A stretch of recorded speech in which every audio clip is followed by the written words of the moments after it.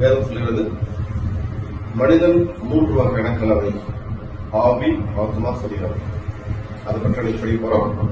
எடுத்துக்கொண்டு வசனம் 1 தெசலோனிக்கேயர் 5:23. சமாதானத்தின் தேவன் தாமே உங்களை முற்றிலும் பரிசுத்தமாக்குவாராக.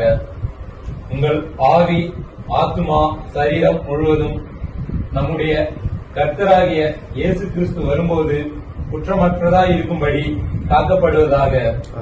இந்த தெளிவா சொல்லுது, மனிதனுக்குள்ள ஆவி, ஆத்மா, சரீரம் 3 இருக்கிறது. அப்ப நம்ம ஒண்ணா படிப்போம். முதல்ல சரீரத்தை பற்றி படிப்போம். ஏன்னா முதல்ல சரீரத்தை தேவன் உருவாக்கினார். அதற்கு பிறகுதான் அவன் ஆசிரியர் சுவாசத்தை கொடுத்தார்.